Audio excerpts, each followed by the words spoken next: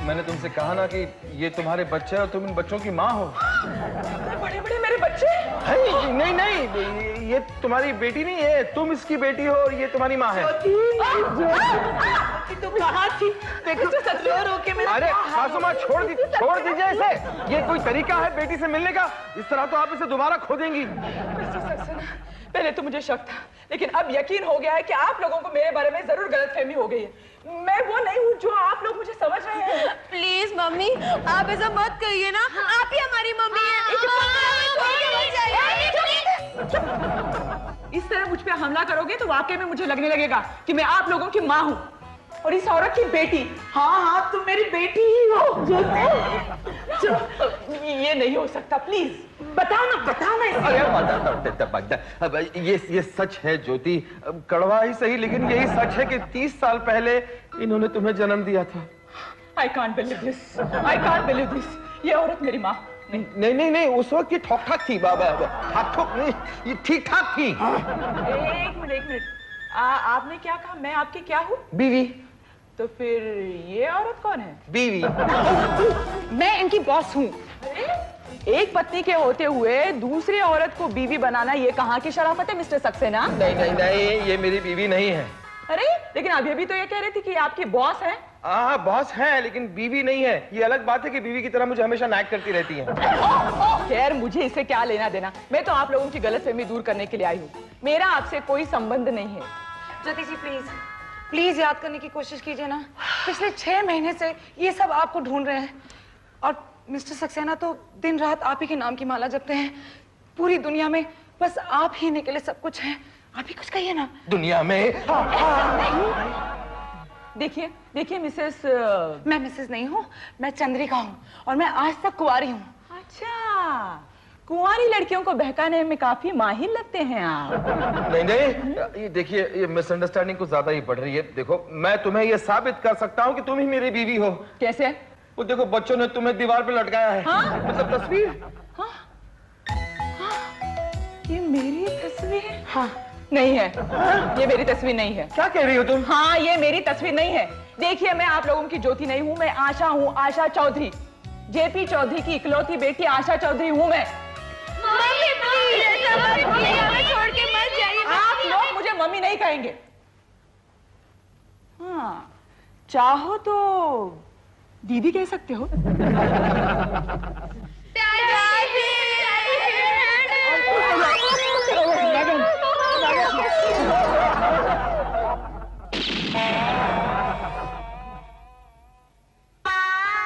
Daddy, क्या बात है? आज आप कौवे क्यों मार रहे हैं? मार नहीं रहा हूं, उन्हें भगा रहा हूं। हम वक्त कब से काएं कर रहे हैं। ताजुब है, एक फॉरेस्ट ऑफिसर होते हुए भी कौवे की काएं से आपको इतनी तकलीफ क्यों होती है? बेटी, कौवे के काएं से ही तकलीफ होती है। कैसे? वो बार बार हमें याद दिलाते हैं हाँ। कि हम जंगल में नहीं, शहर में रहते हैं। पता नहीं डैडी, जंगली जानवरों के बीच रहने में आपको कौन सी खुशी मिलती है? अरे जंगली जानवर शहर में ही ज्यादा रहते हैं और वो भी ज्यादा खतरनाक होते हैं। खैर, जाने दो उस बात को। तुम मुझे ये बताओ कि कल रात तुम कहाँ गई थी? कल रात? हाँ, वो मिस्टर सक्सेना के यहाँ। What? जिस सक्सेना का नाम सुनकर तुम्हें चक्कर आने लगते थे, हाँ। उसके घर क्यों गई थी? अरे मैं ये जानने के लिए वहां गई थी कि वो ऐसा क्यों कह रहे थे कि मैं उनकी पत्नी हूँ और उनके बच्चों की माँ हूँ। तो तुम्हें क्या लगा वहां जाकर? पता नहीं डैडी, वहां जाने के बाद मुझे ऐसा क्यों लग रहा था कि मैं वहां रह चुकी हूँ। ये कैसे हो सकता है? अरे अभी मुंबई शिफ्ट हुए 6 महीने बड़ी मुश्किल से हुए हैं। 6 महीने पहले कहाँ थे हम लोग? जंगल में। तुम्हारी माँ के गुजरने के बाद हम लोग यहाँ पर शिफ्ट हुए। कौन से जंगल में थे? क्या बात है, क्या बात है, आज बहुत सवाल कर रही हो। कहीं उस सक्सेना के बच्चे ने तुम्हारा ब्रेन वॉश तो नहीं किया? नहीं, ऐसी कोई बात नहीं। उन्होंने सिर्फ मुझे ये सोचने पर मजबूर किया है कि 6 महीने पहले मैं कहाँ थी। अरे कहाँ थी क्या कर रही हो? एक बेटी अपने माँ बाप के पास नहीं रहेगी तो और कहाँ रहेगी?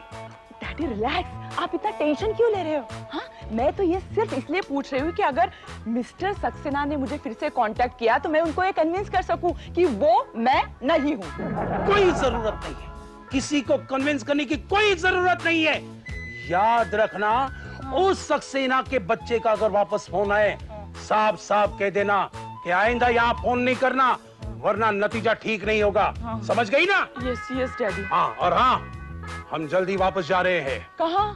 हिमाचल प्रदेश। यहाँ की हवा मुझे सूट नहीं करती, समझी? मैं देखती हूँ। कौवे। हेलो। हेलो ज्योति, मैं अमर बोल रहा हूँ। देखो फोन मत रखना, मैं तुमसे मिलना चाहता हूँ अकेले में। Sorry, wrong number.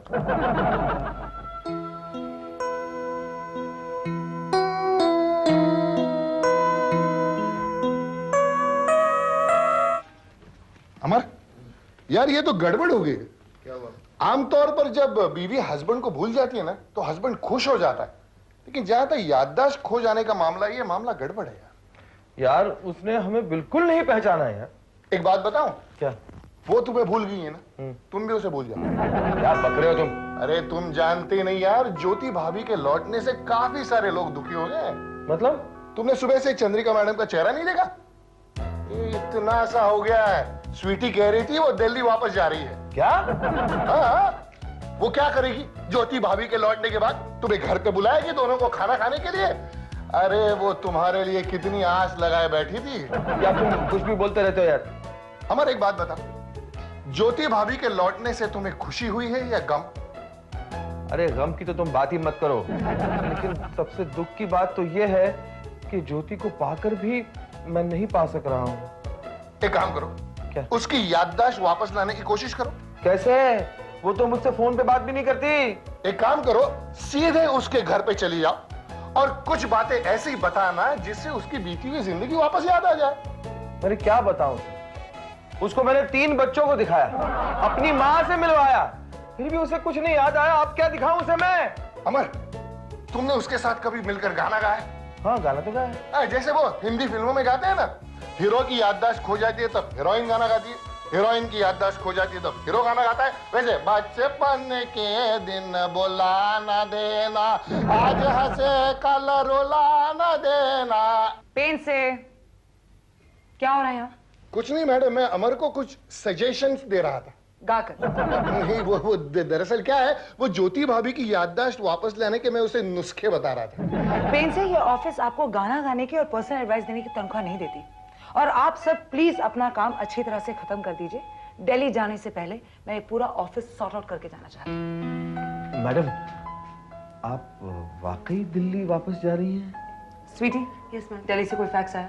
Yes ma'am, chairman साहब के रिकमेंडेशन से आपको दिल्ली ट्रांसफर मिल सकता है।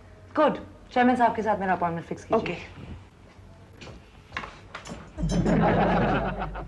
मैडम का चेयरमैन साहब के साथ कोई अपॉइंटमेंट फिक्स मत करना। लेकिन मैम का ऑर्डर है सर। ऑर्डर क्या? भाड़ में। यहीं रोक के रखना है। हम कैसे रोक सकते हैं? बोर्ड ऑफ डायरेक्टर्स कभी मैडम के खिलाफ जा ही नहीं सकते।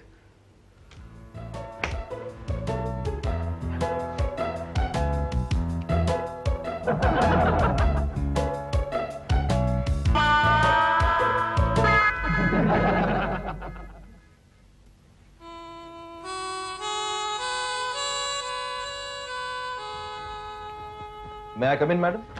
I'm busy. You're not busy. क्या बदतमीजी है ये? पहले तो आप मेरा स्वागत मुस्कुराकर किया करती थी। मैंने कब मुस्कुराकर आपका स्वागत किया है? क्यों? आप मुझे डांटती नहीं थी?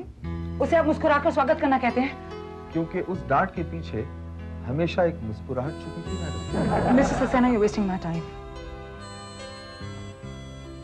मैंने सुना है कि आप ये ऑफिस छोड़कर कहीं जा रही हैं? हाँ, मेरी मर्जी। आप कहीं नहीं जाएंगी मैडम। क्यों? क्योंकि हम आपको जाने ही नहीं देंगे। आप कौन थे मुझे रोकने वाले? कल तक कौन था? क्या कहना चाहते हैं आप? वो चंद्रिका मैडम जिन्होंने मेरे बच्चों को माँ का प्यार दिया, उन्हें माँ की कमी नहीं महसूस होने दी, वो चंद्रिका मैडम कौन थी? बच्चों की बात कुछ और थी।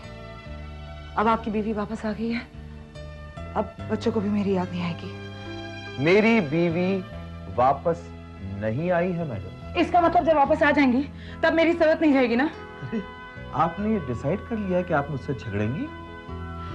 देखिए आप प्लीज जाइए, अपनी बीवी के पास जाइए आप, और उनकी याददाश्त वापस लाने की कोशिश कीजिए। हाँ हाँ हाँ, वो तो मैं करूंगा ही, लेकिन आप यहां से ट्रांसफर नहीं लेंगे। मेरे ट्रांसफर लेने से क्या फर्क पड़ता है?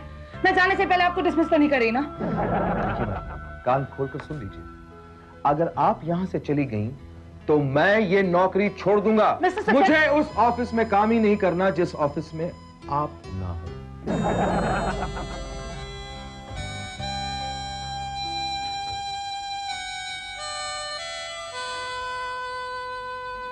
डैडी मैं जा रही हूँ कहाँ जा रही हो बेटी? ड्यूटी पर। अभी भी मुझे हॉस्पिटल से मैट्रन डीसा का फोन आया था। हॉस्पिटल में नर्सेस की बहुत शॉर्टेज है और अब तो मेरी तबीयत भी ठीक है। एक बात पूछूं बेटी तुम्हें? पूछिए ना डैडी। अब ये नौकरी करने की तुम्हें कोई जरूरत है?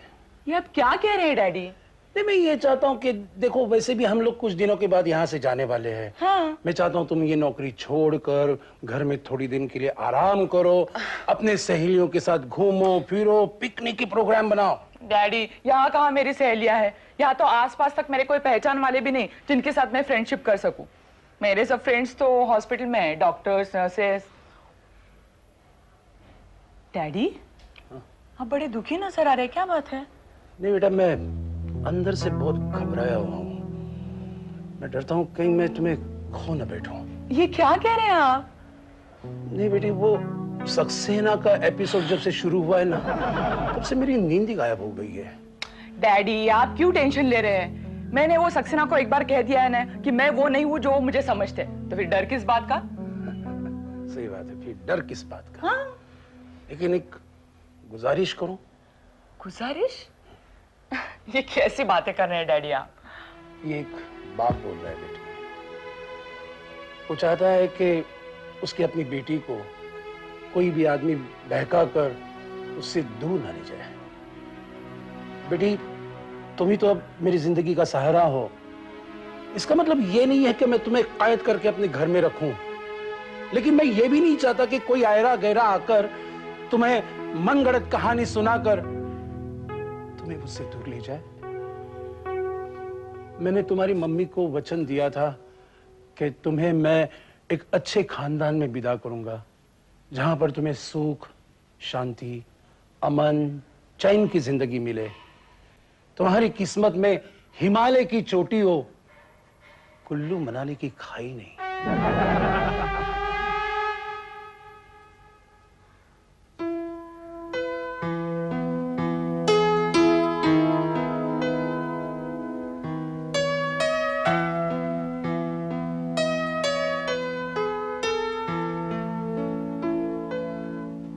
क्या हुआ?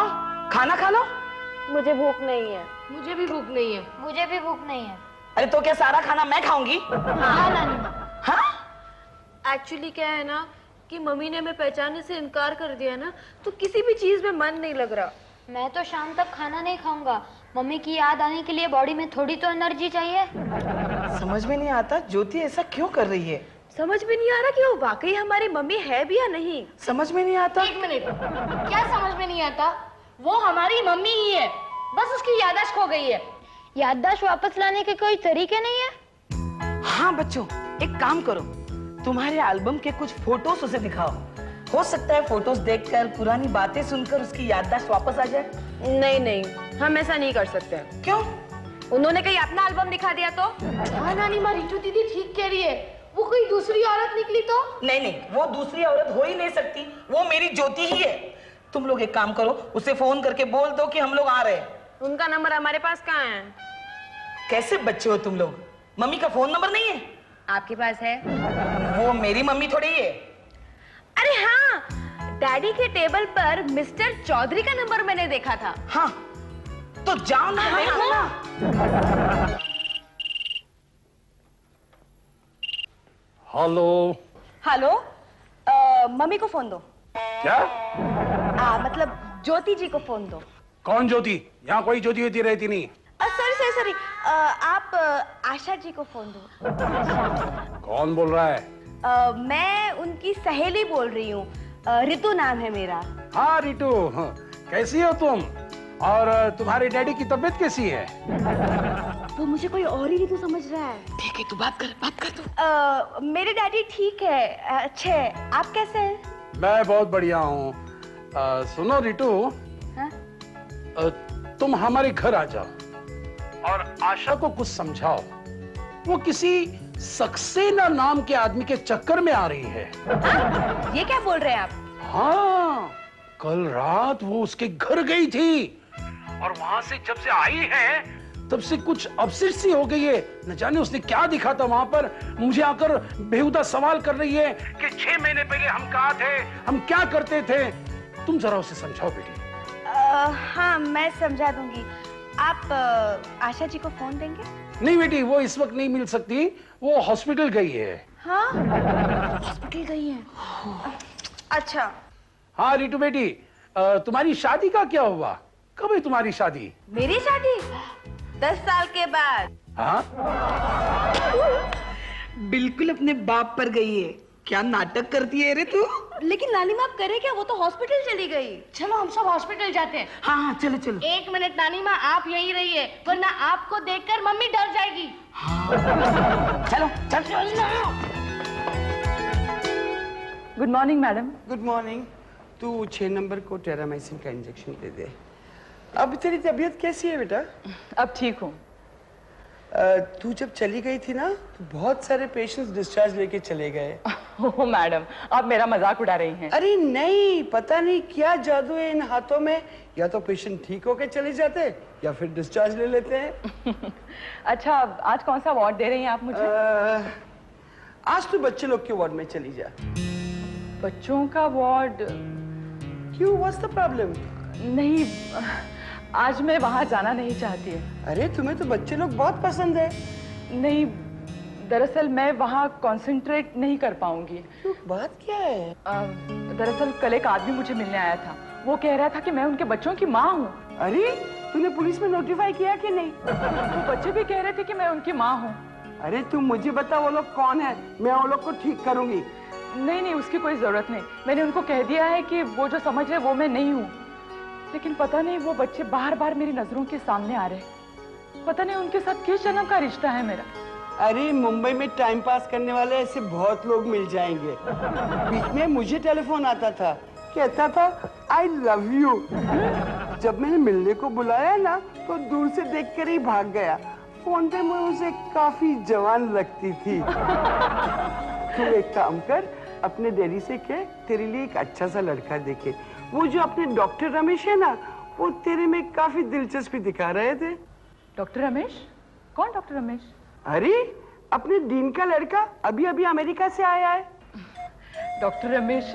मुझे तो कुछ याद नहीं आ रहा है। अरे क्या याद नहीं आ रहा है? कई बार तो ऑपरेशन थिएटर में तूने असिस्ट किया है उनको।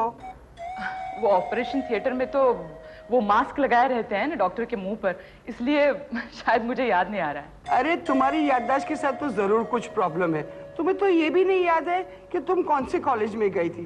पता नहीं तुमको नर्स की नौकरी कैसे मिल गई। ये नौकरी तो मुझे डैडी के पहचान से मिल गई, लेकिन मेरे डैडी अब कह रहे हैं कि मुझे ये नौकरी छोड़ देनी चाहिए।